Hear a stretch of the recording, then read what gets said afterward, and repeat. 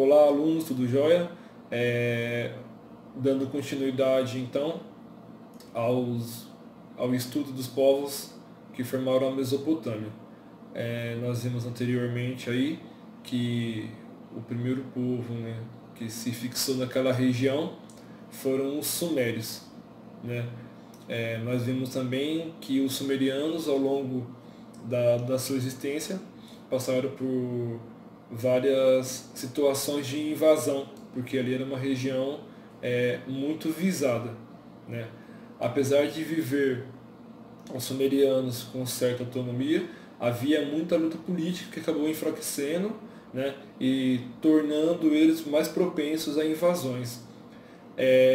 Dessas invasões, vários povos semitas tomaram a Mesopotâmia. E partindo dessa nova configuração, né, desses novos povos que ali se fixaram, surgiu a cidade de Akkad, né? Ela é resultado dessa transformação.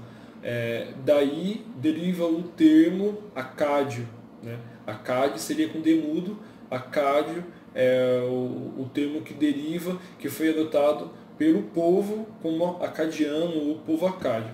Posteriormente, no ano de 2330 a.C., isso é, há mais de 4.000 anos, foi formado o primeiro império pelo rei acádio, né, Sargão I. Falando agora sobre o Império Babilônico, ou sobre o povo babilônico, né? Os babilônios, eles são provenientes do deserto árabe, tá? Eles eram os amoritas e eles se fixaram na cidade de Babilônia, por isso passaram a se chamar de babilônios. O rei Hammurabi, ele foi responsável por unificar toda essa região, formando aí o primeiro império babilônico. Também foi Hammurabi que criou o primeiro código de leis escrito, tá? Indicando nele castigos a quem não cumprisse as leis descritas nesse código, o Código de Hammurabi. Ele acreditava que quando você escrevia as leis, era mais fácil das pessoas obedecerem. Mas daí a gente parte de um outro princípio, né? Que para se obedecer uma lei que está escrita, toda a população tem que saber ler, né? E também escrever. Então daí a gente pode pensar o seguinte, que foi uma civilização que bem provavelmente talvez tenha oferecido aí a oportunidade das pessoas aprenderem a ler e escrever, já que em sociedades anteriores a questão da leitura e da escrita ela era reservada a um grupo muito específico, né? Até entre os judeus eles eram chamados de escribas, né? Quem que eram os escribas? Os escribas eram aqueles que sabiam ler e escrever. Toda a população não tinha acesso à leitura e à escrita. E o objetivo de transcrever, né, de deixar a lei escrita, é que todo o reino tomasse conhecimento dessas leis. Uma das leis que é bem conhecida e até hoje a gente usa como jargão é olho por olho, dente por dente, né? Então aquilo que você inflige ou comete a uma pessoa, a punição que você merece, ela vai na mesma medida ou até um pouco mais. Então, por exemplo, se você rouba alguma coisa de alguém, a punição é você perder a mão, né? E assim é por diante.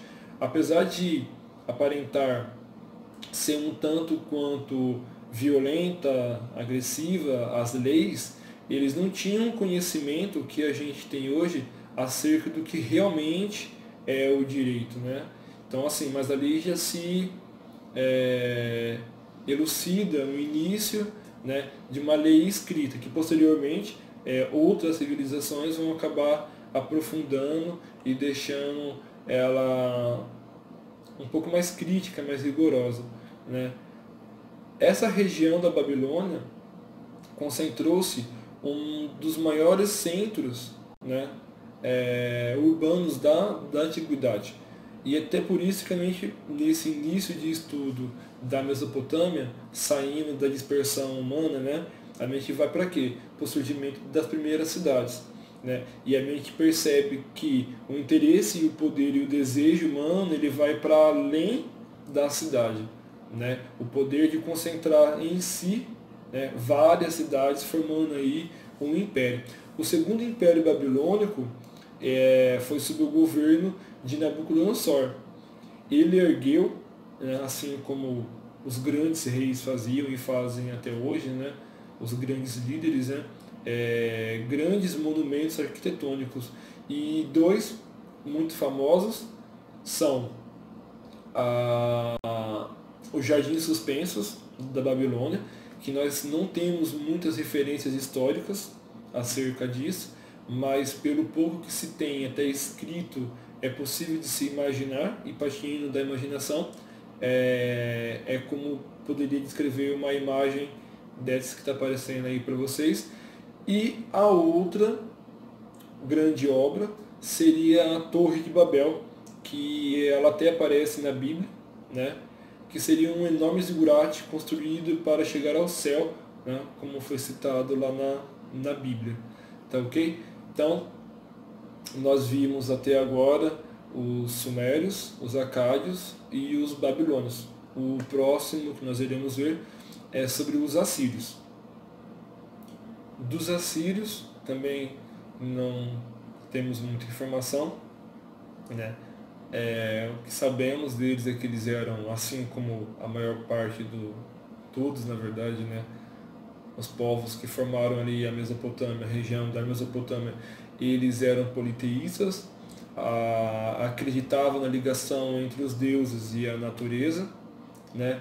E outra coisa que é peculiar deles era a sua organização militar. Eles eram muito ávidos, tinham muito desejo por guerras, né?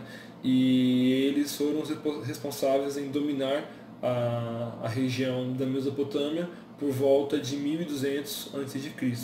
Tá? O centro do seu império, isso é a capital do seu império, era a cidade de Nínive, né? E aos povos que eram conquistados, que eram dominados, uma das coisas que ocorria com muita frequência eram os castigos, como forma de intimidação, né?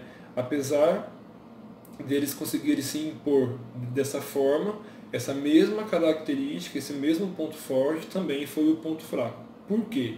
Esse tipo de comportamento desagradava muito a população assiriana, certo? O que acabou levando os assírios ao enfraquecimento, e com o surgimento e o fortalecimento do Império Persa, certo? A região que era dominada ali por eles acabou sendo perdida, passando então aí ao domínio persa, certo?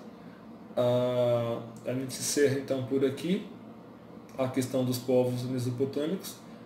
Vai ser disponibilizado para vocês atividades pelo Google Sala de Aula, tá? Que vocês já fazem parte já. Peço a gentileza que vocês encaminhem as tarefas de vocês e que não deixem, tá? Que a rotina em ambiente doméstico atrapalhe aí os estudos de vocês, tá ok? Meu muito obrigado a vocês e até uma próxima.